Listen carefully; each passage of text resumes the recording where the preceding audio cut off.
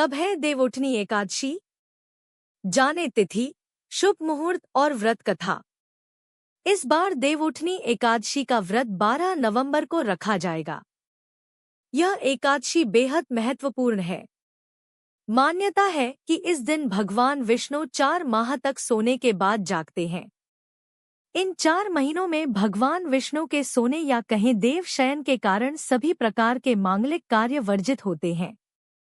पापांकुशा एकादशी 2024 कार्तिक माह के शुक्ल पक्ष में पड़ने वाली दूसरी एकादशी को देवउठनी एकादशी कहा जाता है। इस बार देवउठनी एकादशी का व्रत 12 नवंबर को रखा जाएगा।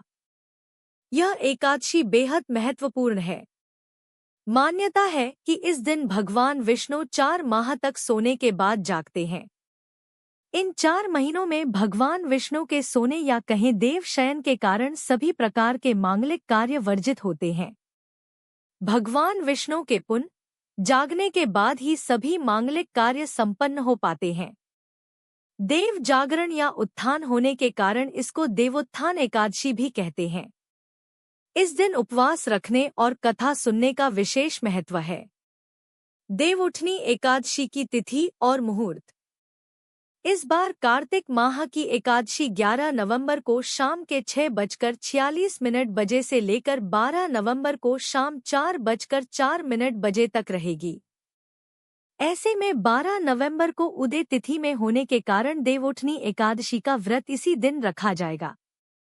वहीं इसका पारण 13 नवंबर को सुबह 6:42 बजे से 8:51 बजे के बीच किया जाएगा। देवउठनी एकादशी की पूजन विधि।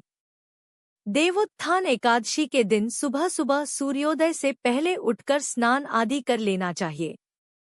इसके बाद गन्ने का मंडप बनाएं और बीच में चौक बनाएं।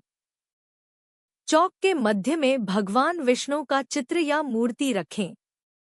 इसके साथ ही चौक से भगवान के चरण चिन्ह बनाए जाते हैं जो ढककर रखने चाहिए। भगवान को गन्ना, सिंगाड़ा और पीले फल मिठाई अर्पित किया जाता है। इसके साथ ही भगवान को पीली मिठाई करें। इसके बाद घी का एक दीपक जलाएं और इसे रात भर जलने दें। यहीं पर बैठकर विष्णु पुराण और व्रत कथा सुनें। देवउठनी एकादशी के नियम। देवउठनी एकादशी पर बहुत से नियमों का पालन करना जरूरी होता है। इस दिन केवल निर्जल या जलीय पदार्थों पर ही उपवास रखना चाहिए। अगर व्रत रखने वाला रोगी, वृद्ध, बालक या व्यस्त व्यक्ति है तो वह केवल एक वेला का उपवास रख सकता है। इस दिन चावल और नमक से परहेज करना चाहिए। भगवान विष्णु की उपासना करना अच्छा रहता है। देवउठनी एकादशी के दिन तामसिक आहार, प्याज, लहसुन, मांस, मदिरा या बासी भोजन का सेवन बिल्कुल न करें। देवउठनी एकादशी कथा। धर्म ग्रंथों में दी गई कथा के अनुसार एक राज्य में एकादशी के दिन प्रजा से लेकर पशु तक कोई भी अन्न नहीं ग्रहण करता था। एक दिन भगवान विष्णु ने राजा की परीक्षा लेने की सोची और सुंदरी भेष बनाकर सड़क किनारे बैठ गए। राजा की भेंट जब सुंदरी से हुई तो उन्होंने उसके यहाँ बैठने का कारण पूछा।